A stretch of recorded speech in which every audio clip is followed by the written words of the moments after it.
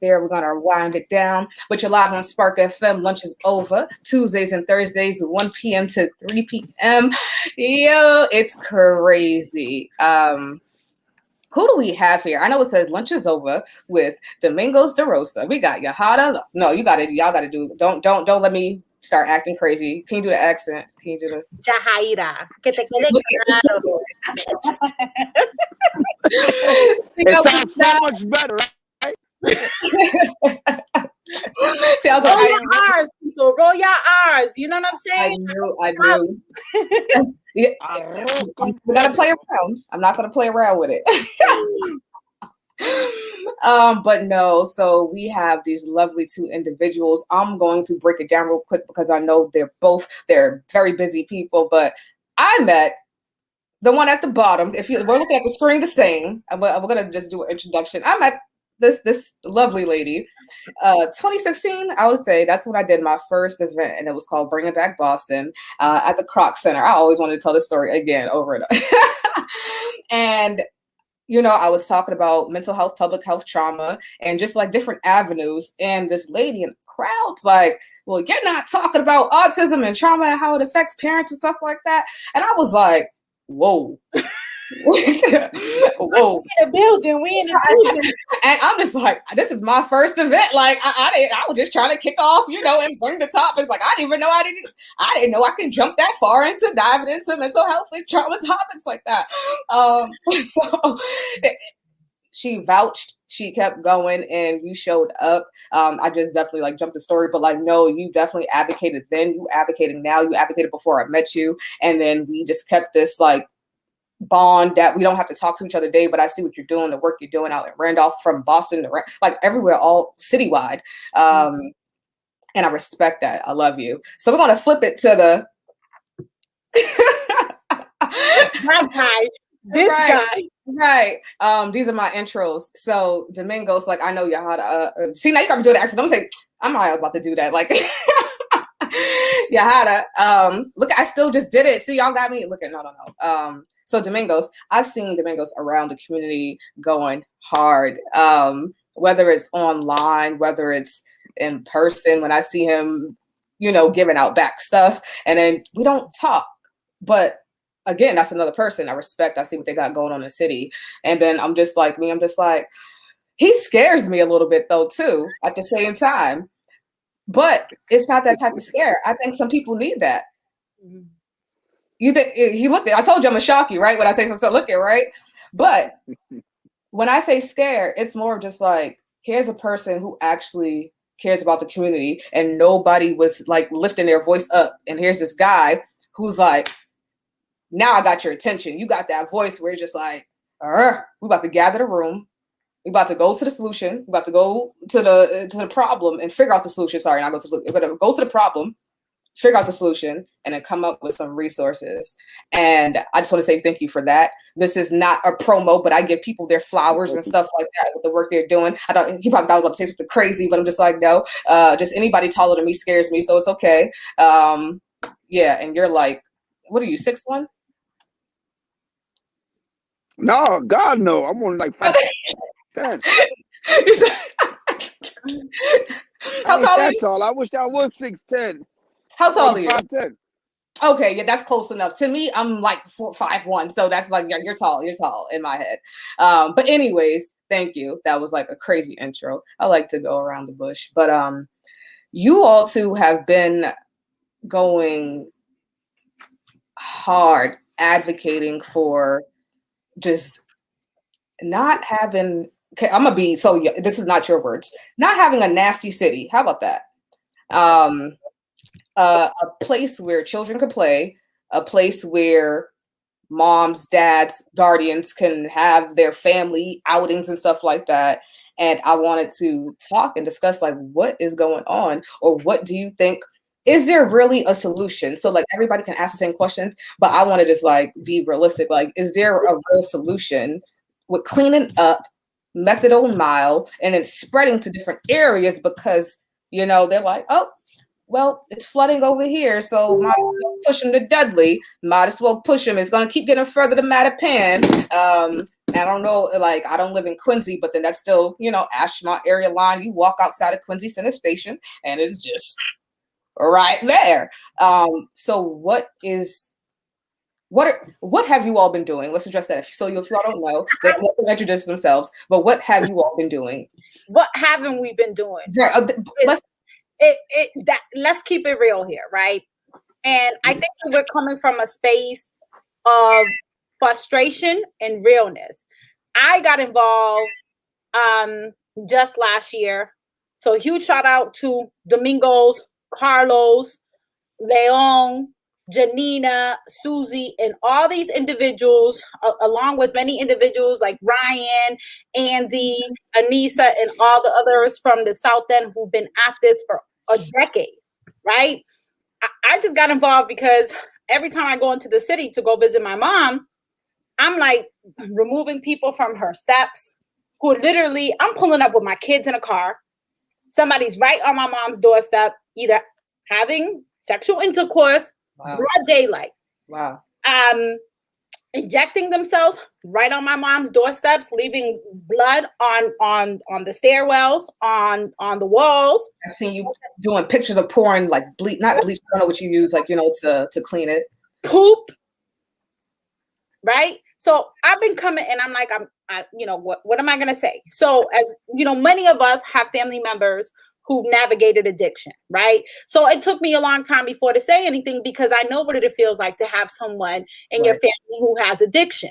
So, but when it gets to a point that my mom is in her 60s and I'm visiting my mom with my children to making sure she's okay and not being able to sleep because this is what she's encountering every day, not to mention that my mom's been robbed by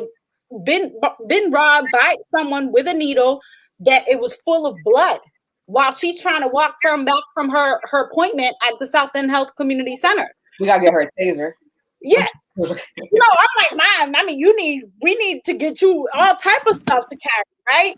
And you know, and those are the things, that's why I got involved. Because I'm like, this can't be the reality.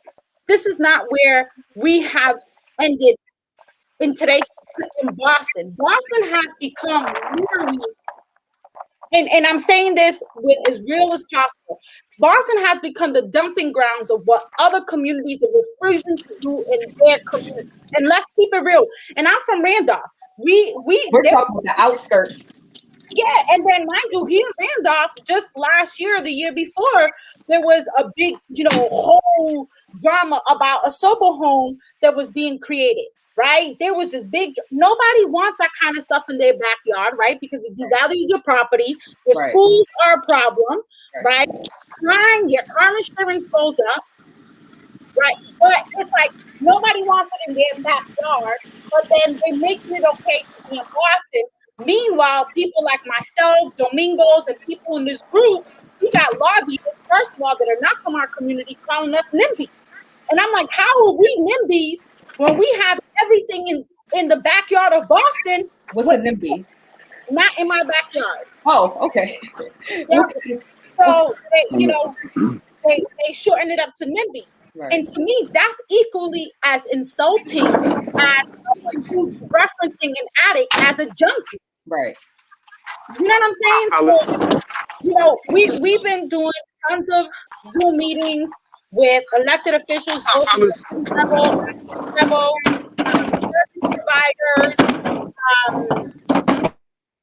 on the ground work demonstrated every Thursday for like 4 or 5 months.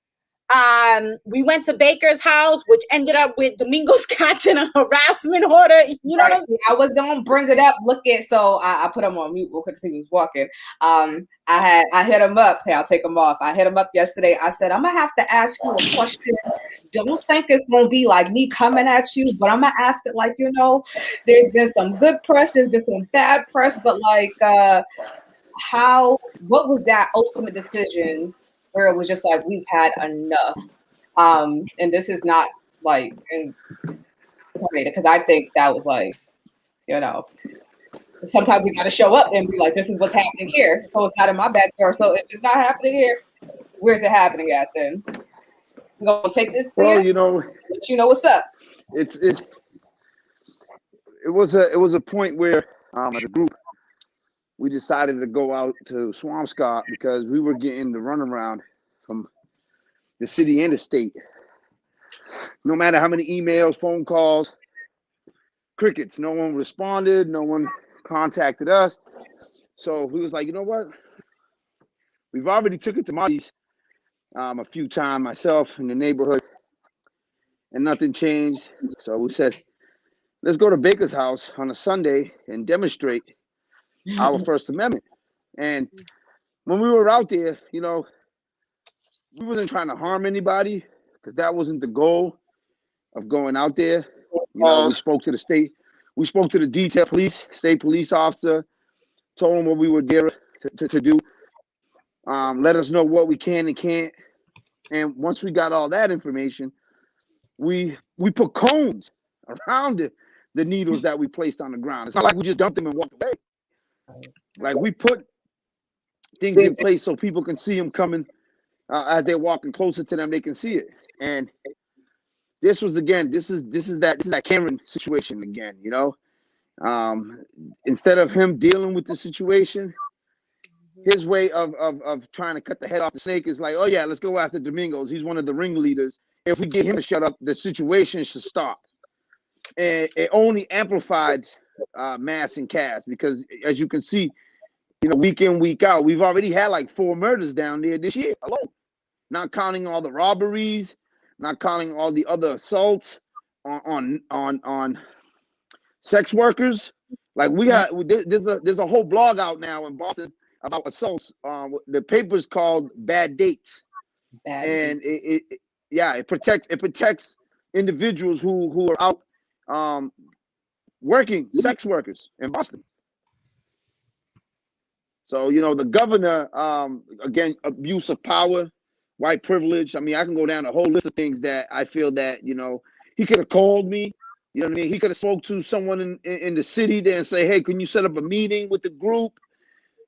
But it was easier for him to just say, let me exercise my, my white privilege and just make a complaint and have these guys go ahead and serve him with a stay away order during the hearing. I was never the individual that the harassment order's name is on. Never seen me put a needle down. Never was in harm's way. Never seen the needles. In fact, it was during the conversation was, yeah, the state police told me they were outside. Again, hearsay. When you sit down and you listen to the whole audio of the hearing, you're like, wow, this is what took place. Yeah, it's crazy, but we're not stopping. Okay, so a spinoff question for you: how many? So you're currently a candidate. Does this affect any type of way of you running? And for the people who don't know, would you like to tell them how many times have you ran, and what is the final draw? Like, what makes this different from the times before? Like, what's going to make people take you serious? But what's going to make people take you serious? Why? This is my third time running. I ran in 17 when as they call it, there was no open seat. I ran in 19 when there was one open seat, even though there was someone that was in that seat anyway. And this time in 2021, the fact is, we are tired. We're tired of the okie doke. We're tired of the hamster on the wheel mindset. We're tired of the elite Blacks in our community who continue to conversate with folks about our well-being and nothing's being done. This time around, all gloves are off. This is not going to be the cordial candidate that they were seeing before. It's not going to be, hold back what I really want to say. Where in the past I was being cordial, I was being respectful. That time is over. It's not going to be the same individual that they met in 19 or in 17, because my community keeps getting smaller and smaller with the gentrification. Our value is only at $8, but everybody want to use it as a talking piece, but no one wants to do nothing. When you have an individual who sits in like Michael Flaherty, I'm gonna shoot at him. Michael Flaherty, who's been in for 12 years, but he has no records on Black agendas. But he's quick to send somebody to pick up my grandmother on election day, but where's the care packages during this pandemic? Where's the outreach that him and his staff is doing to our community?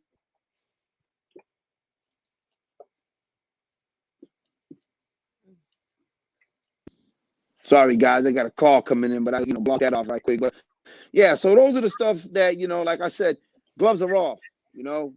Hopefully when I walk in the room, the people that want to be there stick around, and the ones that are a little intimidated, listen, man, hit the road, Jack. Don't come back. Don't come back.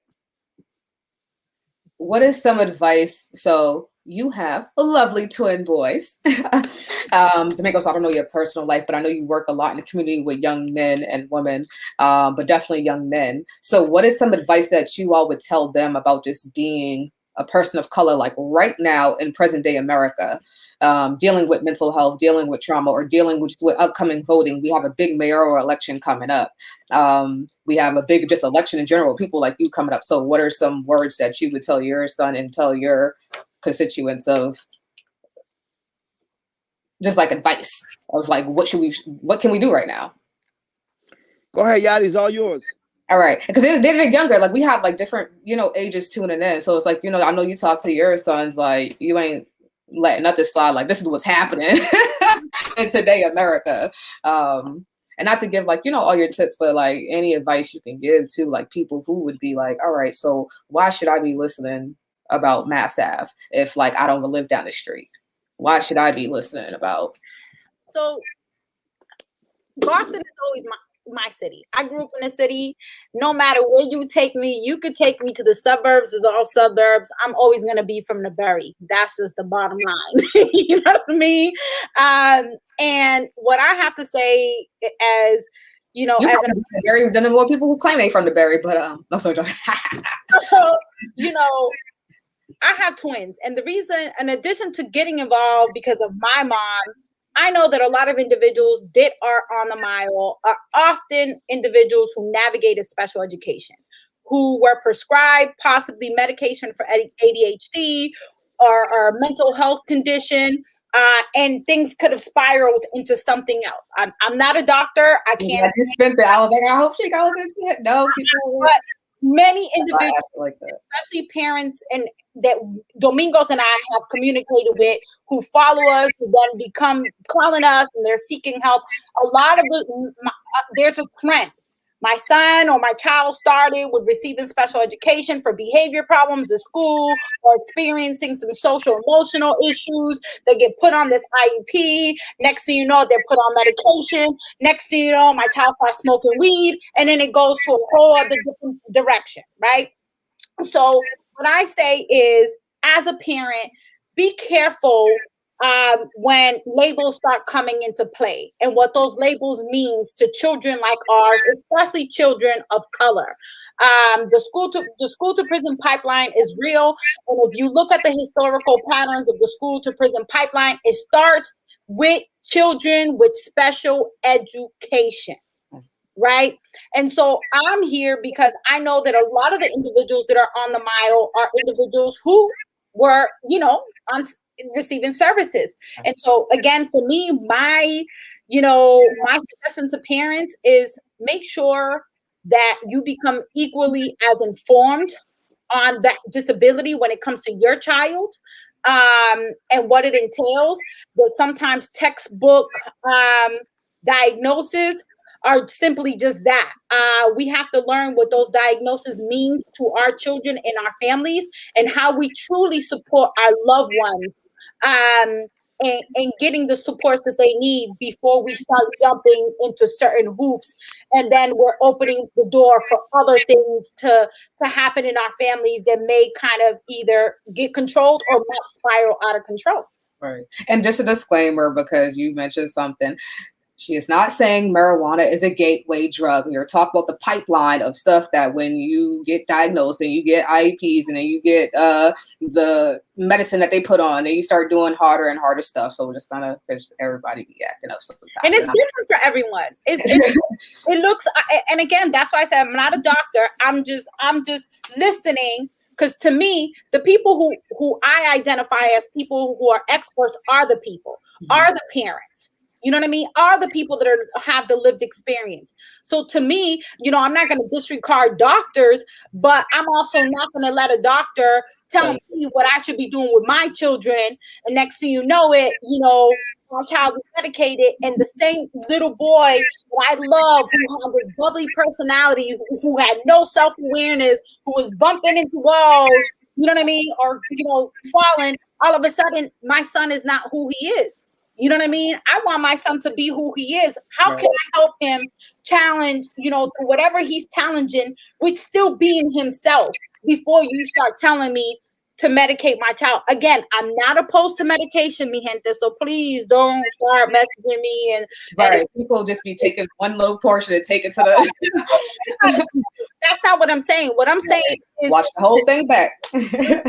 What I'm saying is learn your child first and what that diagnosis means to your child. Because for me, when I started navigating autism as an autism mom, everything was all textbooks. I was, you know, everybody's throwing stuff at me and I'm listening, and then I'm treating my son like he was like a patient in my own house. And I'm like, but that's juju. You know what I mean? Like, so once I learned to say, this is just juju, and this is who juju's going to be, I'm going to accept my son for who he is. He hated ABA. He hated that treatment, right? That service, you know, because part of this ABA is adaptive behavior analyst, right? Where they use behavior techniques to allow children to develop a speech when they're feeling some type of way. My son hated it because when he was stressed out, when he was feeling some type of way, you'll see him in a corner, just twirling his hand like this in a circle, right? And here I am like, no, you have to stop. Honey, make eye contact, all this. And then what I noticed was my son was getting more anxious. He started developing anxiety because I was making him stop doing something that was actually controlling his anxiety. Wow. You know what I'm saying? So it's a thing about, we have to learn our children and learn what's going on, and also understanding that some of the issues that a lot of our babies experience in school can lead them to methadone mild. That's why I love you. You just knew how to. Hey, listen, you can't get it no realer than that, right? Straight to the point. You know, it's not a technical answer. It's off the top of the chrome. It's letting you know exactly what, you know, when I worked at the Marshall School, is, you know, some of the things I would say to parents. I am not a licensed anything. I got a driver's license and a motorcycle license. Other than that, you know, but I would explain to parents exactly what Yahaira said. And it's like, listen, this son comes in the morning on 10 milligrams of Ritalin. The young person looks like he's slumped over in the dope man lean, right? The kid don't want to do nothing. He's sitting in the corner, quiet, doesn't really speak. He doesn't want to socialize. And then in the afternoon, when the stuff wear off, like, yo, what happened? And the kid's like bouncing off the wall. He's running up and down the hallway. And people in school didn't want to deal with him in that manner. So they'll file a 51A on the parent because the parent wasn't giving him the medication on Mondays to come into class. And the child wouldn't learn anything because he just slumped over. So again, it's very important to understand that the two coincide together. You know, the first time I spoke to someone who was actually going down that life, that's what they said to me. It was like, yo, Mingos, my first pain pill was in the medicine cabinet at home. My dad worked construction. He got hurt, and they gave him some pain pills. And, you know, playing around, we took it. We liked it. We started taking it. He didn't know that. He thinking he was using his pills. But the child was already accustomed to taking pills because he was on Ritalin. He was taking medication for himself. So it was easy for him to pop another pill, you know? And then you got, you know, main music. You know, when you got an artist like Eminem that comes out with a song called Blue and Purple Pills and talk about what they do and how they do it, that takes away that, you know, conversation with your child, because they're not going to listen to you when, well, Eminem says I should pop a blue pill and Eminem says I should pop a purple pill.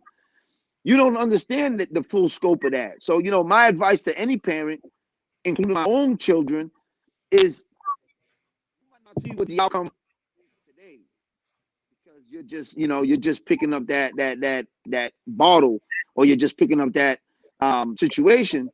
But the end result, come down to mass cash, and we'll show you some of it. Years and years and years of abuse, of people neglecting people. That abuse becomes physical, mentally. It causes other issues. You know, we got folks who tell us off a rip, like, yo, look, I don't want to be saved. Leave me alone. And we're like, why? My life is like this because of this, that, and the third. So what can we do to help? Well, everybody that I've ever asked for help,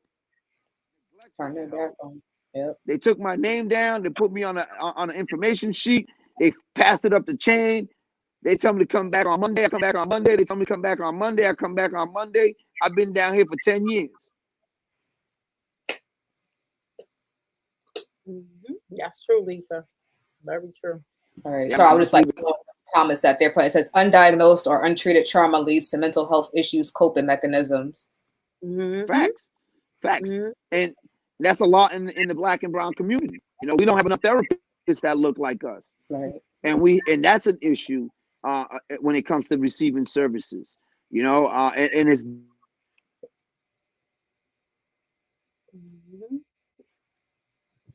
you know, you should jump in the cannabis business. I ain't got $500,000 to buy no cannabis license. There's like so many disadvantages in the Black community right now. It's not even funny. And we just be high-fiving. I'm like, oh, they painted the street. Now I'm taking shots. Like, well, that's what we get. They painted Black Lives Matter. It's all good and dandy. Hey. But thank you all for that. I'm gonna dial back some, not too much, but who are some mentors? And I know Domingo's like you on the go. Who are some mentors in your life that like encouraged you to just keep going, like right now, or just even growing up, like whatever it is? But I asked that question, and then my co-host will hurt me if I did not ask this. This is way off though. I should ask this before. What is your favorite thing to eat for lunch? Because they're probably gonna be staring me down. Probably my phone's not going off right now. Like, you haven't asked them that. The show is called Lunch is Over on Spark FM, 1 p.m. to 3 p.m. What is your favorite thing to eat for lunch right now? You're a candidate, you're on the go, you're a mom, you got two, and you got a family. Like, you know, you going everywhere. So if it's a sandwich, that's fine. Some soup, some crackers. But is there anything you'd like to tell the people you like to eat for lunch? If I remember to eat lunch, but you know, for me, lunch is definitely, you know, I love me some sweet greens, and if I can go to that salad bar that they have called Sweet Greens. Okay, you got money. No, so yeah, that's why I said when I can go, right? But you know, I barely eat lunch, to be honest with you, because now with the kids being home and remote, it's either a salad or typically, you know, if I'm not in the zone of trying to eat right, you know, some pastelitos and stuff. You know what I mean? We're gonna need that for the show one day, so just let me know. Hey, listen, I live in ideals. I'm sorry if I'm in okay, Boston, you did say that when we first got that.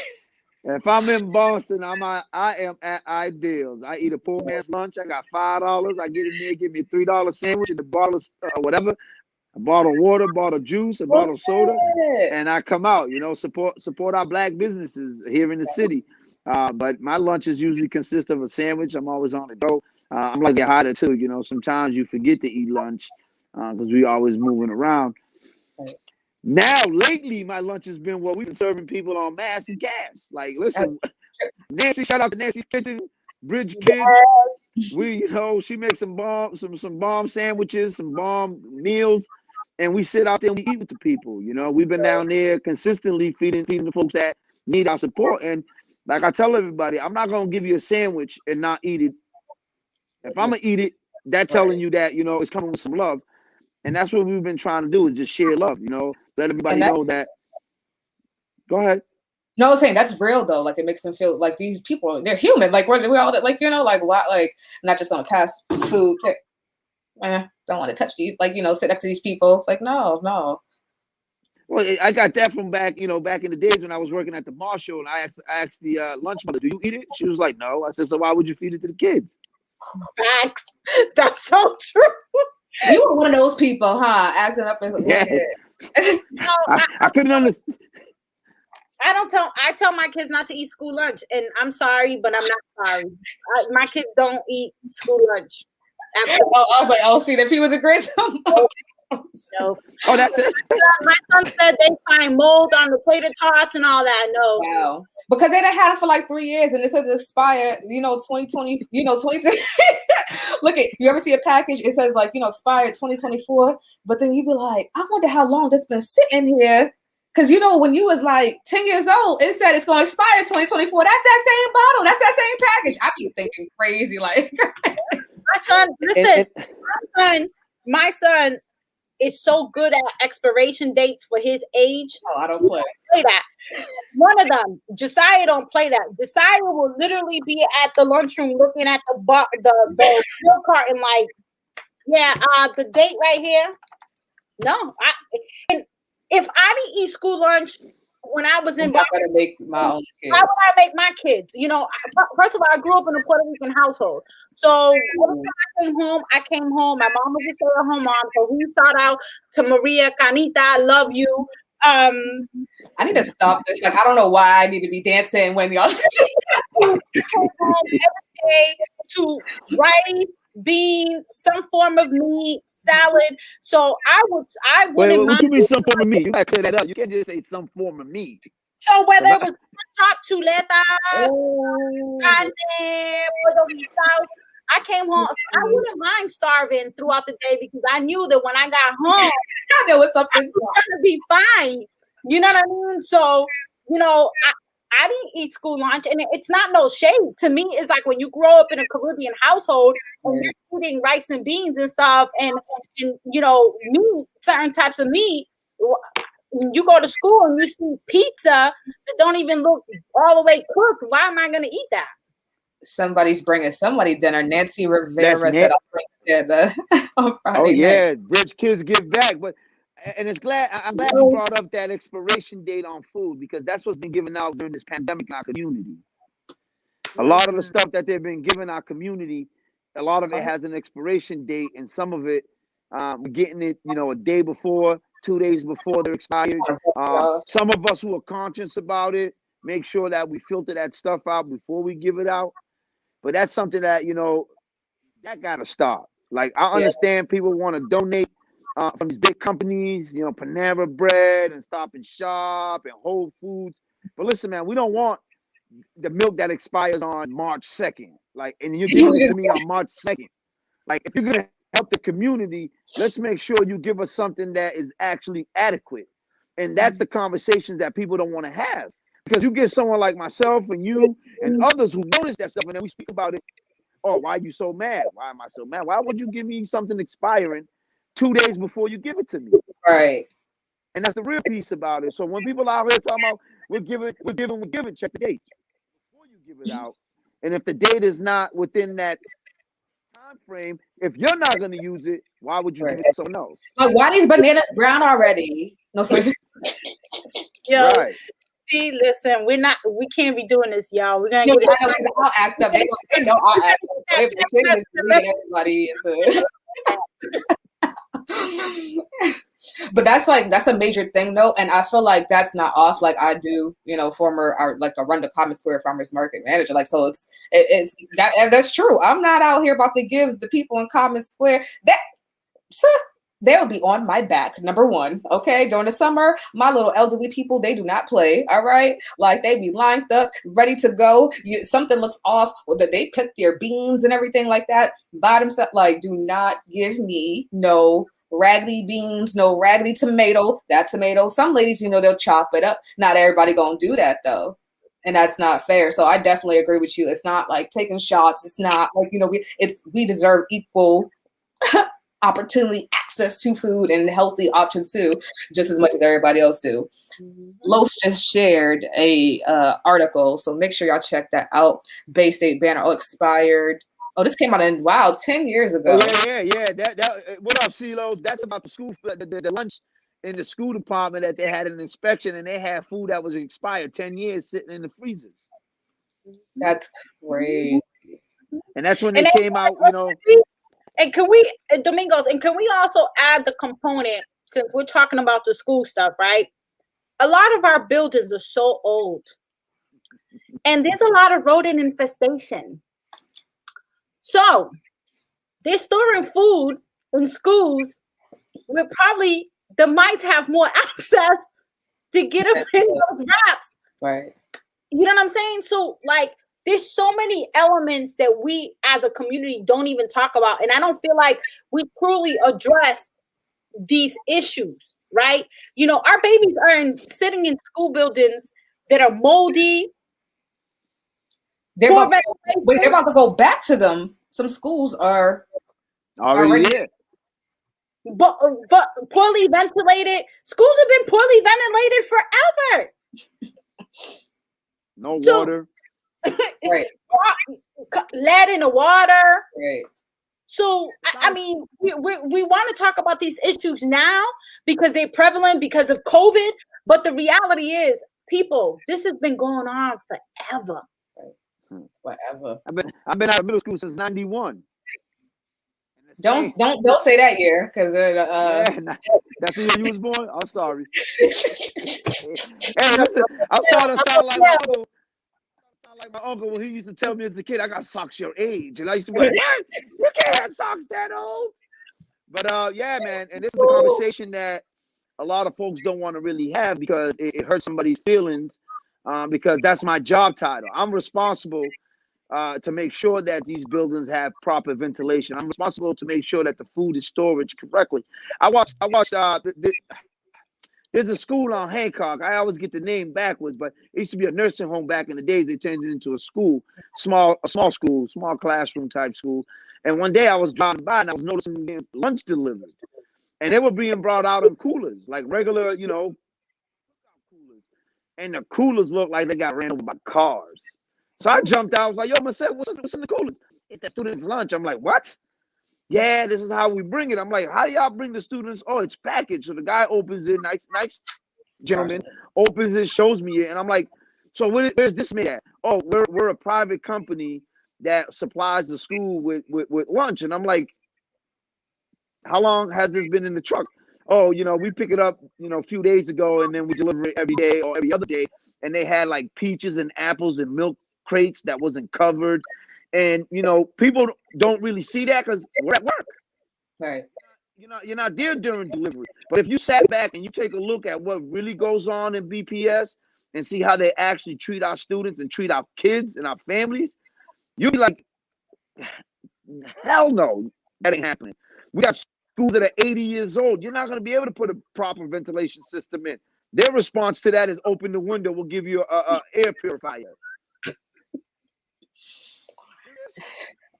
But also, Mingo, let's also talk about we in the trap, y'all. We in the trap. But can we? I see trap houses. I see trap houses that look better than our schools. Oh shoot, he said trap houses. I can't. Where's Lisa Simpson? Log on out. Wait, hold on. I mean, I'm being serious and putting a fun to it, but the reality is, that's what we have all these building codes that exist in Boston, right? But none of that applies to city buildings. Right. You can't complain as a city employee about the air quality. City Hall, I wrote a grievance for clerks and techs because we were under the same contract. I wrote a class action grievance when I was a chapter chair for my local about the air quality at Madison Park, because the air quality was given to staff members. People who never had asthma got asthma. People who never had bronchitis got bronchitis. People who never had respiratory issues started getting these issues. And then when they go to the supervisor, like, "Yo, I got to go to the doctor, but I don't feel good." And they come back with a medical form saying this individual needs to have, access to be able to do a nebulizer on the site. For what? The supervisor will say, "For what? I can't breathe." And this is the issues that have been going on in our buildings, city buildings, forever. They're quick to give you a fine, but they're not quick to fix their issues.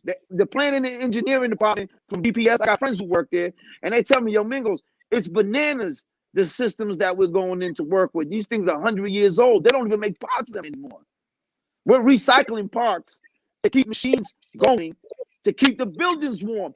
Think about when you was a kid and you was in school and the school had no heat on in the middle of winter.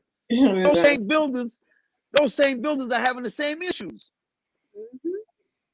And then, and we have to add the component of the toxicness of all that stuff and what it does to kids' health. Right. Asthma, kids that are eating school lunch that is not even consumed. You know what I'm saying? And what that does to their body in front of you. Yahaira does not like school lunch. So, to me, it's like, I don't understand how we want to be 20 years ahead of the game or try to do things that's 20 years forward when we're still like 50 years backwards. And we haven't even fixed the stuff that's 50 years old, like methadone mile, that's been like that for over 30 years. How you going to sit here and tell me in over 30 years, no elected official, no one on that area has created a solution? People's lives are at risk, not just the individuals that are on the mile. Right, the people who live in that area and the people. Right now, if you live in the South End and in Roxbury and you own $1 million home, okay, maybe Roxbury, but the people that live on Mass Ave in the South End ain't going to get that $1 million back that they paid for that house if they sell right now. Right. They're not getting nothing. They're not going to get it back. So, but our schools are not doing well. They haven't been doing well for some time. The school life is not fun. You know what I'm saying? Like, what to me is like, what are we doing, people? What are we prioritizing as a community that is effective and needs to be put as a top priority now versus, like, you know, as Anissa from the South End Roxbury Community Partnership has, sound bites. You know what I'm saying? Like, we tired of the sound bites. We need action more than sound bites. I don't know where that was about to go, so I was like, hold on. No. I don't get it. Well, Yeah, it's the politics that occurs in Boston. Right. Photo ops. Our elected officials are opportunists for photo ops, sound bites, for conversations that they call difficult. None of these conversations are difficult if you actually going to do something about it. But if I got to come and BS you, and I got to figure out what's the best way to BS you, yes, that's difficult. But if I come out with true response from the heart to tell you I don't have a true answer, but I am willing to learn and willing to allow others who might have an answer join the conversation so we can come up with a solution collectively, then we can get a result that we're looking for. But when people tell you, oh, Mingos, you two, you're not polished, so we don't want to let you in the room, or you're not fitting the bill of a listen, I'm not a politician. I don't want to be a politician. I want to be an individual to make change. Politicians are not looking to make change. Politicians are looking to keep the same thing in order because that's how they stay in power. Right. And you can't talk about BPS and not talk about busing. You can't talk about BPS and not talking about redistricting. You can't talk about BPS without asking for a city ordinance to make it, or a contractual agreement that teachers gotta live in Boston to teach in Boston. When I was at the Marshall, and I'm gonna shoot shots. I'm gonna give me one of the 30 clips and just let it all go. Because it's ridiculous. When I used to watch students at Mr. Mingos, can you help me with my homework? What's up with your teacher? She's gone. I'm like, gone? The school ain't even out the door yet. She doesn't have bus duty, so she doesn't have to stick around, or he doesn't have to stick around. So I go and ask the teacher, where you live at? Oh, I live in Attleboro. I got to get my kid off the bus at 2:30. The marshal lets out at 2:30. How are you in Attleboro at 2:30? You get off work at 2:30. The issues that I have as a resident, let me flip that back, as a tax-paying citizen, as a resident, as a constituent, and as a concerned father. Because this is the issue that keeps happening in our city. Same with public safety. We get murder after murder after murder after murder, but the police overtime budget increases and increases and increases. And then when someone says defund the police, oh, y'all are anti-police. No, we're asking you to allocate that money in a way that it services us instead of spending $4 million on methadone mile just to have them twerk their lights while everyone else in the area is getting robbed, stabbed, and hurt. So, I mean, like I said, we can talk about a lot of these issues and be real about it, but the people that are in power don't want to talk about it and be real about it. Nancy Rivera asked, poor quality school lunches, is that happening only in the city? For me, I'm going to answer, no, it's not happening only in the city, but like it's happening more often in our city and in the communities of color. So that's my response on that. The answer is exactly what you just said. In community of colors. My children go to school in Concord. My daughter has a salad bar. She's a vegan. She was a vegan. She was living a vegan lifestyle, and then she stopped. But she doesn't eat anything with a face, right? So first thing she asked when we went to the school visit, do y'all have anything alternative? They say, yeah, we have a whole salad bar. See, I go down there, I'm like, look at Lambert's. They got Lambert's in Concord, Carlisle for the kids that go to school there. And, I'm greedy, so I got in line. Like massive. No. You said I got in line. No, it's true, though. It is so very true. So very true. When my son was in private school, before I had to pull him out because, it just got financially, one of them was in private school. And, financially, it kind of got a little, it got overwhelming. The same thing there. Their food was fresh every day at Pope John Paul. Food was fresh. He got to pick whatever he want. So, and I remember him starting first grade here in Randolph, that he came home. He was like, "Mommy, the lunch in school looks nasty." Oh my! He goes, and I told the lunch mother, "I don't eat that." And I was like, "It's true," but he went from private school to public school, and it was like a culture shock to him, because one, he was in a smaller classroom setting, right, in a private school. Then there was like no more than like 12 in the classroom, to now he went from that smaller classroom to now he's in a classroom with almost 30-something kids. Wow. So it was so different for him, and literally from the time he left Pope John Paul to start here in Randolph Public Schools, that boy does not touch school lunch at all. So they stay snacks. Like, they're probably the snack kings in schools, because their backpack is just full of snacks. They out here. No fun snacks at school. You think they need the snacks. They out here selling them joints. Watch. No, some the other kids are like, help me. But that's the inequalities that we face in our schools, I mean, even when I was in high school, I used to be that, that kid that the teachers were like, just get out the class, like, just go to the hallways, like, we don't want to teach you. And I would say some of the realest things to them. Excuse me, miss, why are we on page 88? Why is it a handout? Where's the rest of the book? Can we start at page 1? Because I don't understand page 88. Why are we so far into the book? I ain't never seen the book. Right. And then we'll come back and say, oh, we don't have the book. All we can do is make photocopies and hand them out in class. Now, my kids go to Concord, Carlisle. I had to sign a receipt saying if I don't return the book, I got to pay $400 a book. Listen, that book is going back at the end of the year. Or you're going to have to join a book club. It ain't going to be, you know what I mean? It ain't going to be like the Boston Public Library. Like all this stuff, like summer school for you didn't return certain stuff. I'm like, oh my gosh, the pressure of being a child. Like, it's real though. It's real. They just getting Chrome laptops because of COVID. My children had laptops in middle school assigned to them. My daughter's in the 6th grade. She walked in and gave her a brand new Apple with all the works. And people was like, you didn't buy? No. Why am I going to buy a laptop? They gave me a laptop. Give me all the bells and whistles with it, the IT support. Right. I was going to say, like, my middle school career was questionable, but my high school career, I'm definitely grateful. Like, we had access to laptops, and then, like, so we knew how to use Apple before folks are using Apple right now. Maybe not as advanced, but that's all the promo they get from me today. So Mike Massey said, poor diet leads to itis. You know what that is. And itis isn't really what we believe it is. It actually means inflammation. So if what the kids are eating causes inflammation, game over.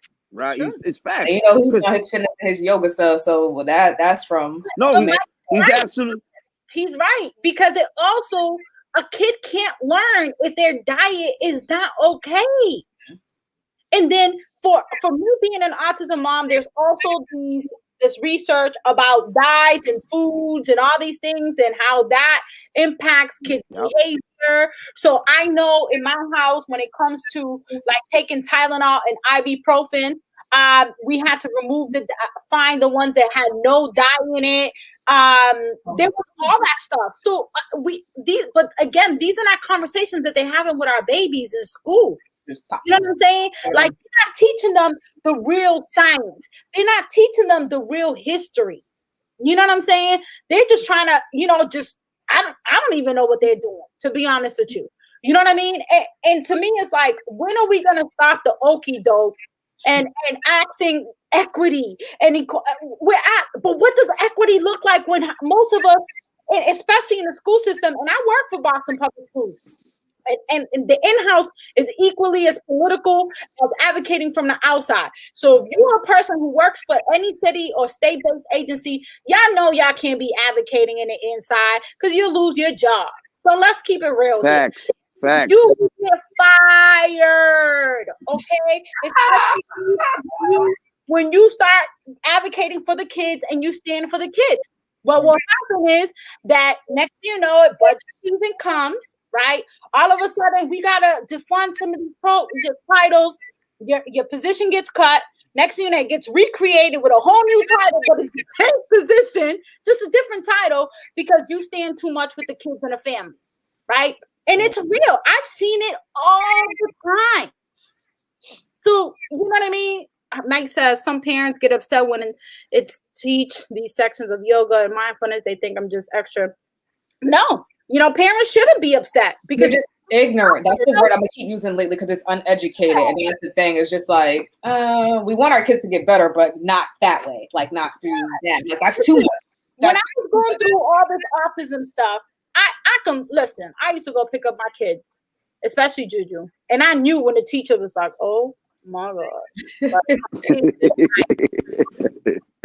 And I used to always say, "Hey, how was this day?" And they're trying to be nice to me. And one day I literally was like, "Listen, I'm not that parent. When you got something to say, please say it to me." Right. You know what I'm saying? Because I can only correct what I don't know. You know what I'm saying? If I don't know something, I can't correct it. And guess what? You're gonna have to deal with it too. So then you stressed out, I'm stressed out, we all stressed out, and we trying to figure out who's gonna be blamed in this situation. Right. Nobody. Because you didn't tell me, I didn't know what was going on until literally the teacher was like, and I was like, but what took you so long to tell me? I've been suspecting something too. So if we would have all been on the same page, I could have been called a doctor and say, yo, can I get a referral? Right. You know what I'm saying? I think I need to talk to somebody. You know what I mean? But it's, again, we're in this mindset where we're not supposed to speak about things. We're not supposed to talk about things because we don't want to get other people mad. Right. You know what I mean? But that doesn't help us. It doesn't help us. And that's where, like, you remember Bring It Back Boston, all that stuff came into play, like these stigma and stereotypes of stuff that's happening in communities of color, we're all just so like, oh my gosh, like, no, but it's happening to everybody. One person tells a story, that happened to me like 10 years ago or last week, but we all just, I don't even want to say in denial. It's just more like pride. We're just scared that somebody might judge you. We're scared somebody's going to judge folks. So there's a lot that goes into that. Mm-hmm. I want to take it back because I had I redirected and asked y'all what your favorite thing for lunch was, but are there any mentors right now in the game, like, in your life that you're looked up to or looking at that you're like, this is why I'm still going. Like, this is why I'm still here in the race, DaRosa. Like, this is why I'm still running. I don't want to say it's... Don't laugh. Don't laugh. My mentors are usually under 12.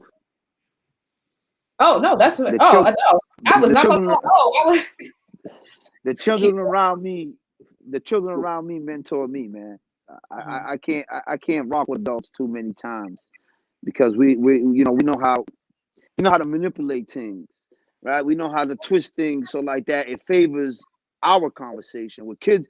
You ask a kid straight up, did you like it? No. You're like, what do you mean no? Because they're authentic, they're true. So when I ask a kid like, yo, what do you think I'm doing wrong? They're not gonna like sugarcoat. Thinking about like if it hurts my feelings, they're not thinking about is it gonna hurt my feelings or not. They just say what's at the top of their heads. And I take a lot of lead from that when they say to me, Mingo, you should do this instead of that. I'm not saying I don't have adults that I look up to, but a lot of the inspiration I get from is from some kid that's like 3 feet tall, who's going through like all this, trials and tribulation. And the first thing you ask him is like, how's your day? I had a good day. You're like little Ashlyn. Little Ashlyn came to me in the middle of mass ad. She asked me that, how's your day? And I turned to her and I said, I'm having a bad day. She's like, you are? Can I help? Mm-hmm. her mother looked at me and was like, did you just tell her you was having a bad day? And she just responded like that. So you wouldn't think of her caring about how my day was because she's Is that only for a baby 4. activist? Yeah. She's listen, man, she is a very unique child. She is she's gonna move mountains with a spoon. She don't even need a shovel. She's gonna move things with a spoon. She has the right support around her. Her mother's awesome. Her mother doesn't treat her like a child, even though she is a child. She teaches her, self-worth and the things that we need our kids to know. Not the stuff that you send your kid to school and then you expect the kid to come back knowing everything under the sun. But growing up, my OGs, the dudes in the neighborhood who kept telling me, listen, you don't want this lifestyle. Don't do this, don't do that, because look at me, and a lot of them ain't here with me today. So I speak to them, internally and appreciate the fact that, when I was 11, 12 years old, I was able to receive that love from a stranger. These were dudes in the neighborhood, and they gave me a lot of that inspiration. And today, I still continue to bring that sort of compassion that they had for me as a kid to the children around me, to the families around me, because we're always looking for somebody to inspire us. And it's like, yeah, I heard Nipsey. Love the guy. It's sad that he lost his life the way. You said Nipsey in California? Oh, okay. The dude down the street who just opened up a cart in down Dudley, who's trying to get somewhere, that busts his tail 7 days a week, but no one pays him any mind because he's not on a national level. But right here in the community, like this young kid, Jeremy, that joined our group out here doing all this activism, but nobody want to give him no shine because he hasn't rubbed the elbows with the right people. But he continues to do what he do every day without the notoriety, without the awards, without the celebrations behind it. And we got a lot of that around us that people don't want to praise. We got to praise what's in front of us, praise what's around us. So like that, we can understand where the change we're looking for. I'm not saying don't look up to somebody like Michael Jordan, but Michael Jordan invested in prisons. We're buying $300 Jordans, and he invested his money into prisons. Now he want to build a school because you got people like LeBron who are doing that, but no one wants to talk about Master P, who's a developer, who just developed. You know what I mean? So those are the things that I look at and continue to learn from. Is my young people who come to me and say, "Why don't you run for office? If Trump can run for office, you can run for office." And I'm sitting there like, "What do y'all know about politics?" And they started kicking it to me about what they know about politics. And this is what I think, as a community, if we listen to everybody, from our babies to our grandmothers and everything in between, we'll be on the right track to find solutions. We don't have to look at the lady said to me, the lady said to me, "I have initials behind my name." I'm like, "What does that mean?" "Oh, I'm an RN, I'm an LPN." I was like, my name got initials too. But she was trying to make an insult because she's a little higher than me because she holds all these different degrees. I got real life experience. Right. Flat tire, water heater. You know what I mean? And that's the stuff that people got to understand. Inspiration comes from the least that you expect. That in mind about water heater stuff. No. Well, for me, I think I always start with my family because I couldn't be where I am today without the experiences that I've had with my family. Growing up in the hood, I always loved the hood because the hood is who built me with the experiences and the things that I've seen. But I'm gonna mimic what Mingo's is saying. My children are the reason why I really found my voice. Because I was always into advocacy and all that stuff. But I think that when I started navigating the world of education and health and all that, my sons rebirthed me. They rebirthed me to a whole different person that I had inside, but they made that person fully come out. So, you shout out to my kids, man, because my kids created this mom kit, and I couldn't be here without the experiences that I've been having as a mom. I'm just sorry. I'm like texting somebody like, blow me up. Me too. How about you? What inspires you to get into this and I be know. so vocal? Yeah, like how you get into this? Like, let us know a little bit about, you know. I got a weird life. Work. You got a lot of work. You got videos and everything. That's my ratchet life. No, so let me stop. No. Yo, Honestly, like the quick full story, that's how Bringing Back Boston started. No, like I grew up in the hood. Grandmother raised me. She had breast cancer like 2 times, survivor that she passed away from that. Been to school, been around, like, you know, the story, like we lost people, unfortunately, to the streets. Know people who have disabilities because of stuff that happens to them in the street. So like it goes a long way. I know people incarcerated, people who just got out, like it just bing, bing, bing. DJing, that's just so random. That's just a random as hell career that happened overnight. And then for me, doing so, okay, let's keep it like this. My godmother used to work at City Hall when I was growing up. So I spent a lot of time when, like, you know, so I knew, like, all right, politics and a little bit like that. So for me, I just knew I always wanted to merge that gap of whatever I did in life. My major's in criminal justice, never wanted to be a cop or anything. I always wanted to do more juvenile justice work with state-involved youth. So I did a little bit on path.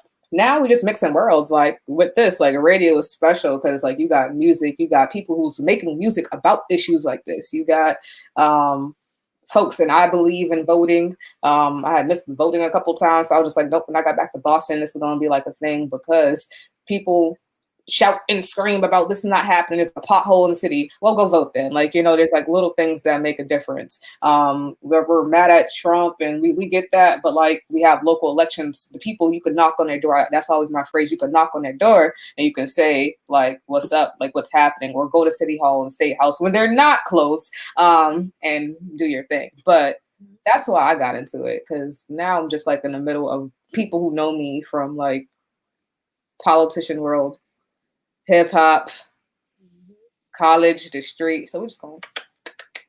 And I love it because these issues are everywhere. It's global. So that's why I want us to start branding out like Got Next, like anybody got next. You know, these issues are happening everywhere. But of course, I'm going to focus here, right here in the Dorchester, Roxbury, Hyde Park, Jamaica Plain, all these areas. Like we all we got, honestly. And then my grandmother That's a huge fact. If I wasn't doing community work, so. But that's it. And you see how you know all those pieces make you unique, make you the person you are, give you the ability to navigate all these different spaces without having to feel out of place. And that's one of the reasons why I wanted to jump into the politics. Is so when someone who looks like me walks into a community meeting in their work clothes, they don't feel out of place because these scholars sitting in the room, right? These scholars, these academics who sit in these rooms, you know, and they got these, you know, Brooks Brothers jackets on, and you know they looking the part, and you open your mouth and you no, so you know you open your mouth, you start speaking. You know, even in the community, you start speaking and you articulate. The first thing, you know, our own people, why you sound white? Why can't I be articulate? Because I'm articulate. Like, and that's what we have to change the norm. Like, I don't need to look the part that people want me to look. You know what I mean? I understand you want me to look the part to get the part, but at the same time, don't you think it's tired of that? Of the person who walks in that looks the most presentable? And then I do nothing, right? Oh, I'm not gonna touch that. Not with my hands. Nah, listen, man, I'm down on Mass Ave picking up needles. I'm down there feeding the people. I'm in the community mentoring kids. I'm helping seniors. I'm building. But because I don't look the part that they want me to look like, he's not a legit candidate. Why? I'm not BSing you. I'm not coming in with a hidden agenda. Like, I'm telling you what really is, how you know the public safety issue is bigger than just gun violence. You know, people think, you know, oh, you talk about public safety, first thing come out of your mouth is gun violence. Nah, man, there's other public safety issues that we face in the Black community that we don't speak about. We got high numbers of young Black women being kidnapped, put into the sex trafficking industry, but we don't talk about that because that's not something people want us to speak on. They don't want to talk about how there's a high percentage of Black males being raped. You know, Black men don't talk about being raped. You're not going to get a male to talk about being raped. And that's something that happens to men of colors. You know, children being molested. by family members, and we don't talk about, some of those, like even with mental health. Now mental health is the biggest talking point for just about anybody. Everybody, crazy. I was like, yeah, mental health in the Black community. Listen, man, we came over on the ship chained and shackled. Look at It's true. That's always been an issue for us. Right. So this is the South End Roxbury Partnership Group is organic. We got people who come into the room and the first word out their mouth is the Richard Pryor move. Mother, first word, you're like, damn, dude, we on a Zoom. He's like, I don't give a. Then you got people who come in who are very sophisticated. They got, very meticulous on how they speak and what they say and how they say it. And then there's a few of us who just be like, listen, man, get to the point. Because we all different, but we're working on the same issue, human services. Human services. We're not asking people just to deal with individuals going through substance disorder. We're not asking people only to deal with people who are facing displacement, homelessness, and mental health. We're asking us to deal with the human person. When we come out there, the first thing we do is, what's up, everybody? How y'all feeling? And then, they respond back to us like, yo, good looking now. What's up, family? Thank you for asking how my day's going. Christmas, the best gift we opened up on Christmas was the hearts of the people we were touching. We go back down there, they know us by name. They know what they're coming. They know what we're bringing. They bring us stuff now. We get the people who need the help helping us help the people that they live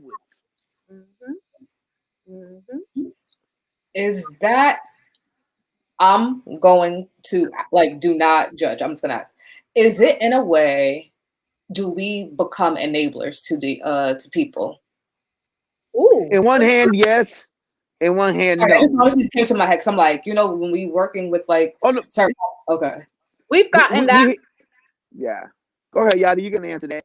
We've gotten a lot of that. A lot of people, when first of all, we have received, well, at least for me, I've received some very nasty messages on social media around this issue. And we've had some people that said, you guys are enabling them by going down there and giving them food and all that.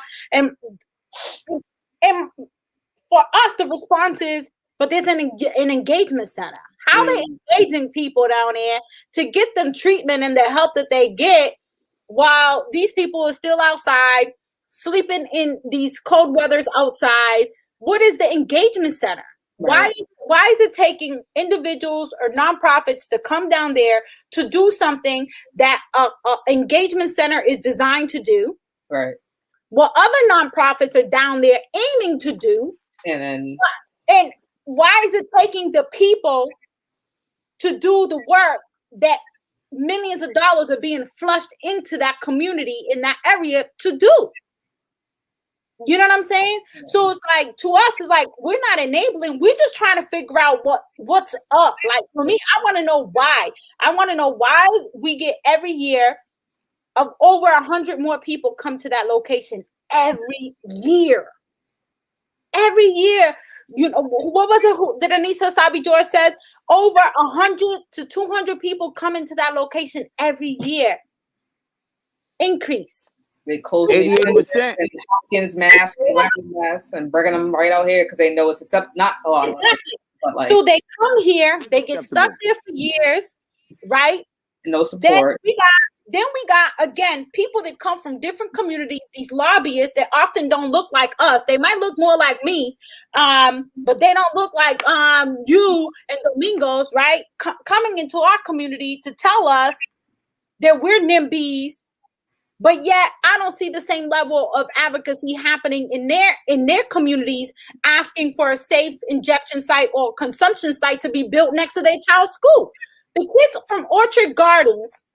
That was disgusting. A couple of come on, guys! Like, you're gonna sit here and tell me you got babies walking to and from school, seeing people injecting themselves right on school property.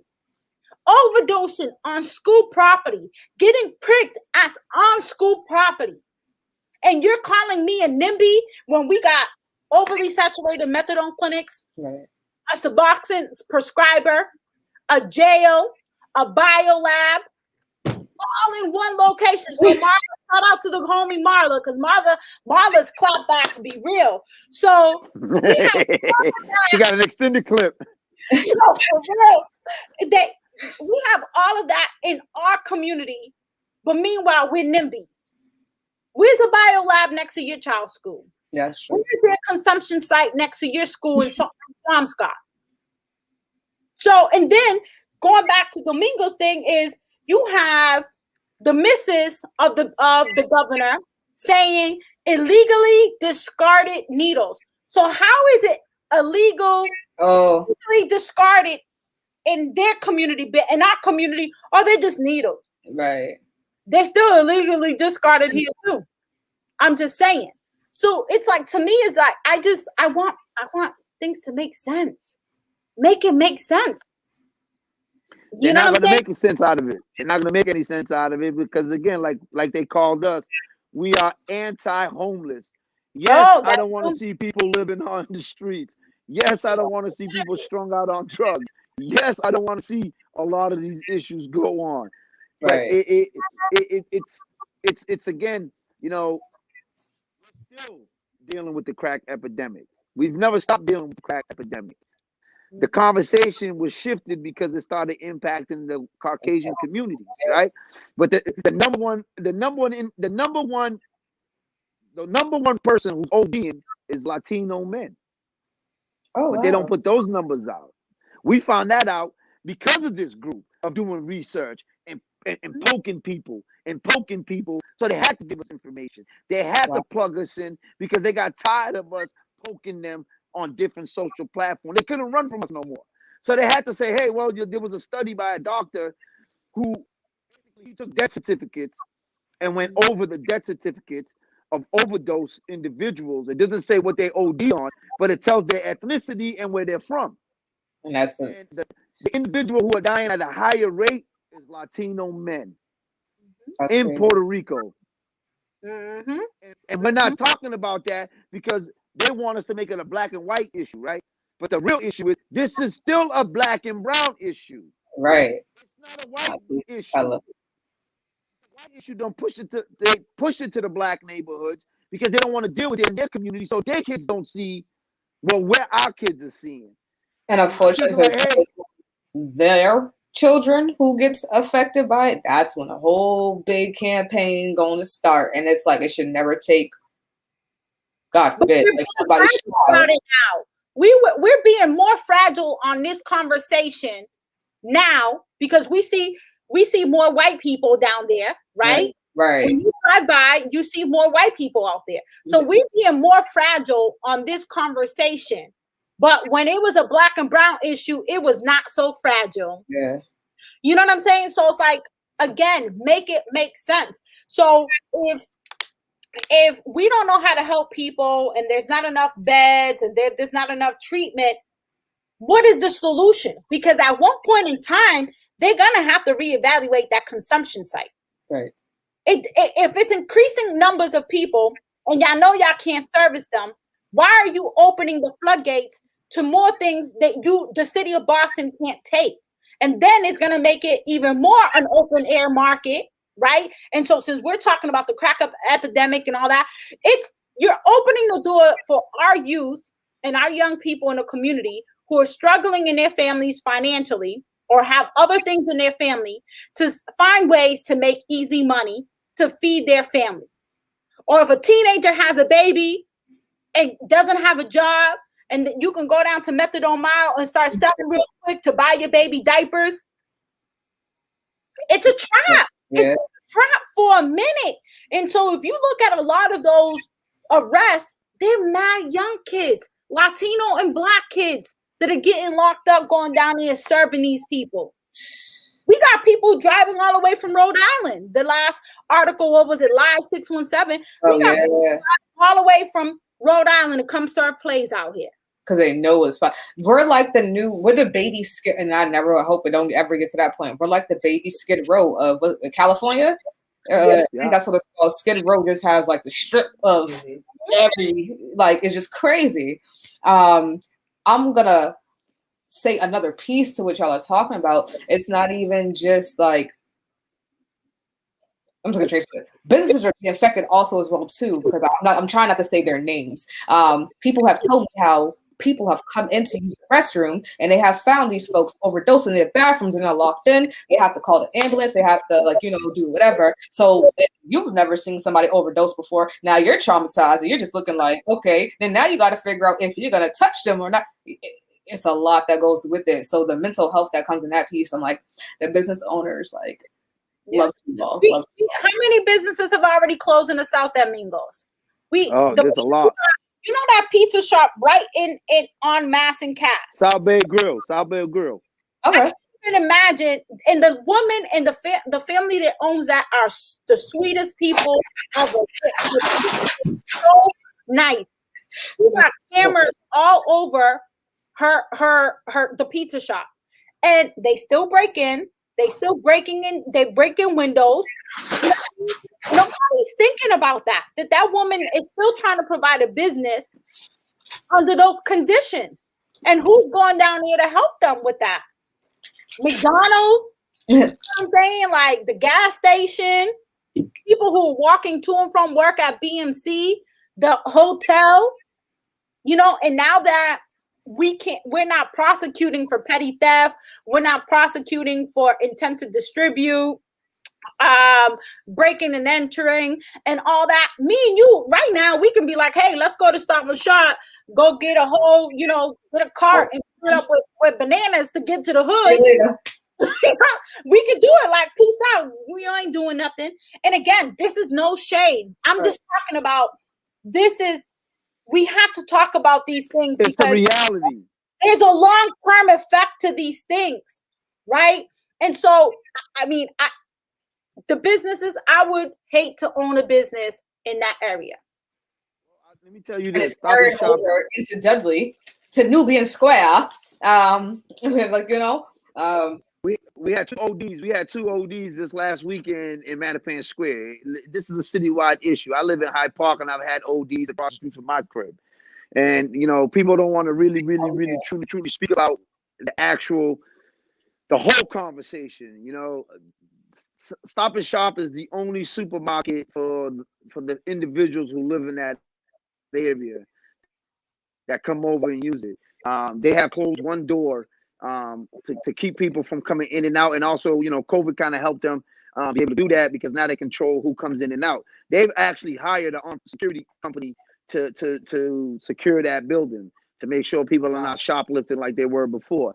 But before they had that, my biggest issue, like I said to Yahaira and other folks, is the fact that these folks are coming with other communicable diseases.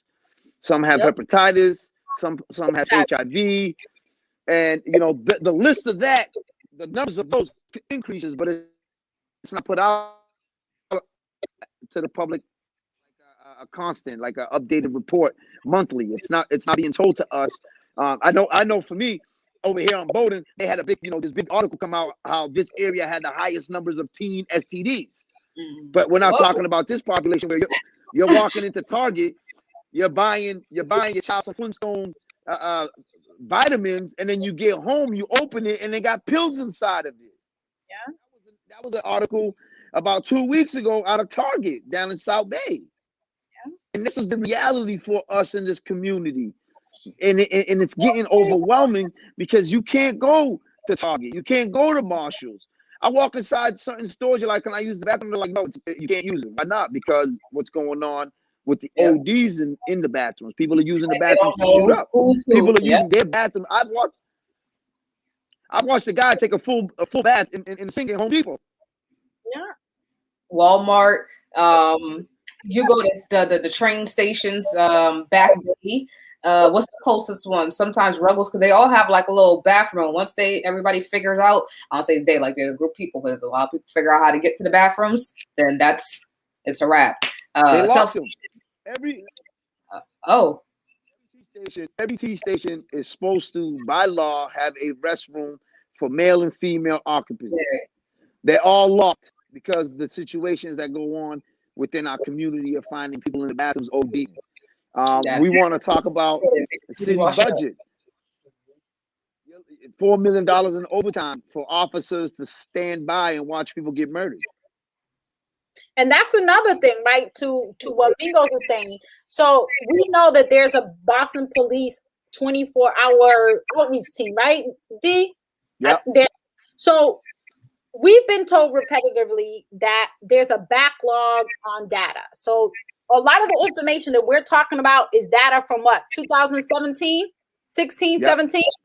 So we don't even know the data from last year because they're so backed up, because according to what the Boston Care for the Homelessness program says, that when someone passes away from, maybe identified as a drug or whatever the case may be, they have to do all those testing and, all that stuff that happens when, someone passes away. So those reports got to get compiled. People have to look at them, and then they take all that information and then upload the data.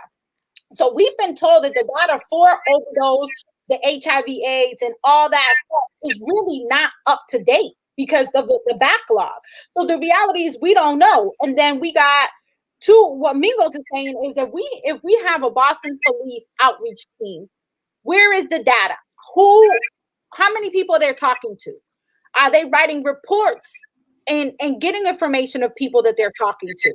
What is the responsibility to the Boston Police outreach team? And again, please, people, this is no shade to the Boston Police Department or none of that. These are just constituent questions that we have. This is not trying to discredit anybody. We just want to know. You know what I'm saying? Like, where is the data on that? And for me, I continue to ask, where are the success stories for methadone mile? They gave it to us. Remember they gave it to us? How many people do we really get into housing? How many people do really get into treatment facilities and recovery? Where is the data for that? Because we're being told, we reverse, because their thing is reversing overdoses, which we stand. We got to reverse those, right? But where is the data of your success stories after giving someone, one person in a month, 5, 10 milligrams to wake them up in 1 month? I know you might not remember, but remember they said to us in 3 years they put 20 people into programs. In 3 years, they were able to help 20 people in 3 years. So again, where is the success stories? Where's the money going to though too? Because a lot of people are getting grants for look at, like, I'm paying attention, like I'm here. Well, let's talk about that, right? Anybody who's a business owner, y'all about to get me started. So stop it. You done hit that nuclear button. You done hit that big old nuclear button in the back room. All the lights are going. I just know this person. Like, there's people getting grants for like fighting this work and like everything. So just like, it's true. So where is that money going to? Is it going to overhead costs? Is that for research? Right? So, the thing with Boston Public Schools or any schools, they get all these monies, you fought for the CARE Act and all the student opportunity. The money come and it goes to everybody's salary, and by the time it reaches the classroom, the kids are getting pennies. Come on, people, let's be real here. Like, let's stop sugarcoating the conversation about let's throw money, because that's the thing. We can always throw money to the situation. How much is being spread out? You throw $5 million to that. At least $500,000 of that, if you throw $3 million to that, there was a line item, $150 million line item from the Massachusetts finance. That's Sonia Chang Diaz made sure we got that. It's $150 million that the state awards to deal with substance abuse or substance disorder, as they call it. There's a line item, and exactly what we're speaking about is what they don't want us to speak about, because that's that fly on the wall. If you're in that meeting and you hear where the money is going to and who's getting it, who got a bump in pay, and you're like, yo, you make $250,000 and you live in Swampscott? You have to show them vacation pictures. I got blocked, yo. I know you got a sneaker Snapchat posting. I could have found. Listen, I'm sorry, and I was just in my feelings, and I had to be petty, and I'm gonna own it. And at that, honestly, posting the pictures, I don't feel bad about them. I don't. And I don't care what nobody say, right? Because while my mom is stepping out and poop on her stoops, blood on her needles, you know, this one of these staff members at the Boston Care for the Homelessness program. And again, people, please don't twist the words. There's no problem with the agency. We're just stating the facts. So while she's taking, you know, vacations to these nice little islands, my mom can't even afford to go take a vacation to the island. You know what I'm saying? So, you know, I posted some pictures of somebody, you know, a top person at the Boston Care for the Homelessness program. And I'm like, do you mind taking some of that money from your salary and putting it into the people you serve? I'm just saying. But it's the truth. Her house was valued at almost $2 million. Boom. Boom. So you coming into our community. And again, this is no shade. You come into our community.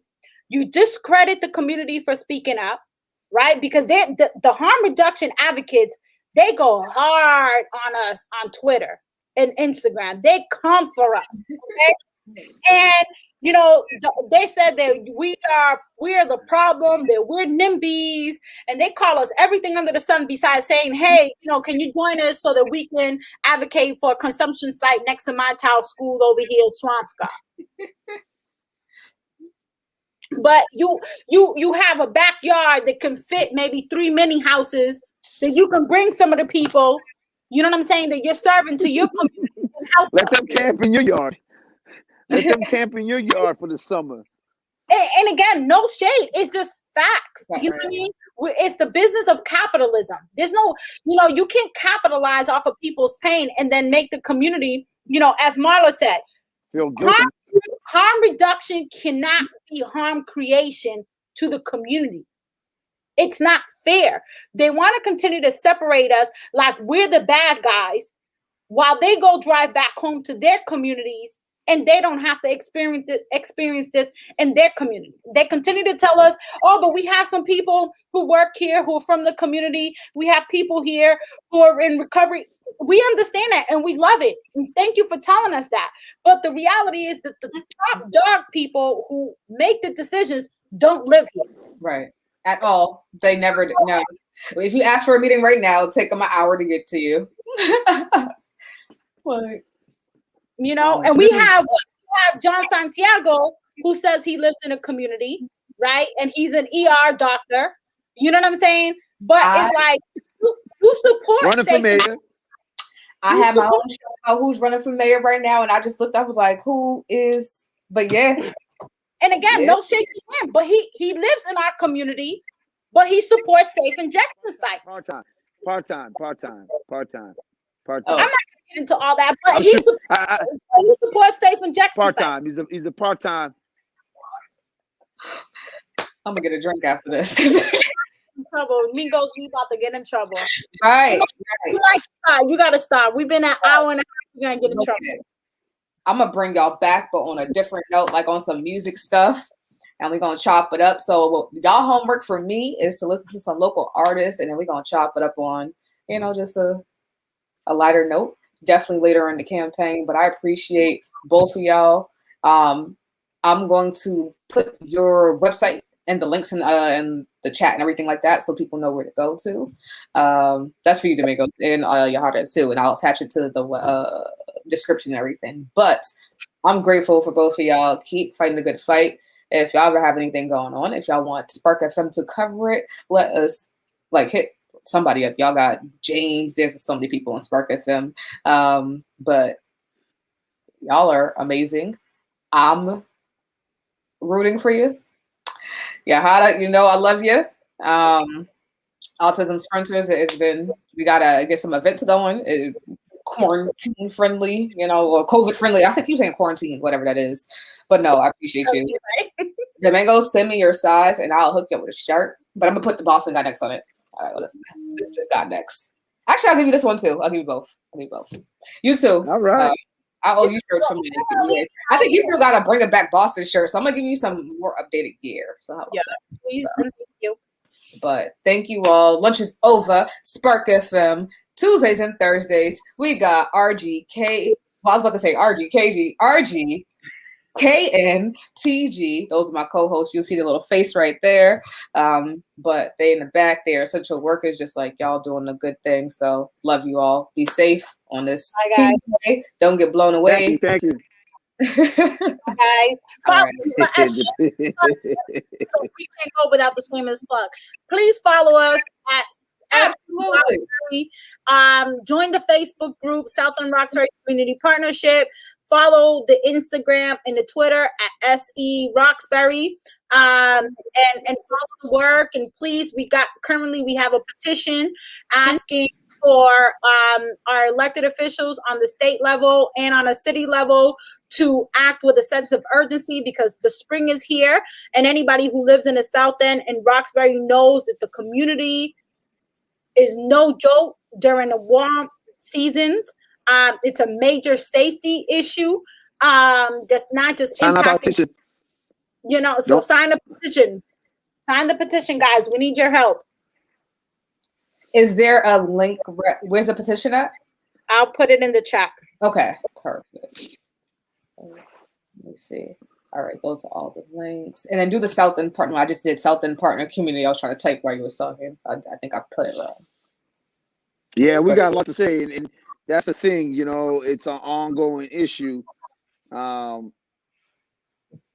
we can actually, speak on, because this thing is just growing. So the issue continues to grow daily. But I appreciate you having me on. It's always great to be able to connect with someone that's like-minded, because exactly, as we're saying, some of the comments we're making, you're automatically thinking like we're thinking. It's a common sense type of thing. It doesn't have to be like spilled out in front of you, but exactly what you're saying and what you're thinking is what the rest of us are saying and thinking.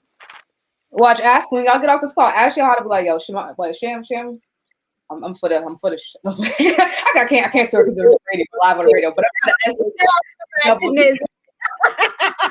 So she good. We good. But no, y'all have an amazing Tuesday. Be safe. Thank you all. Thanks again. Peace out. Okay.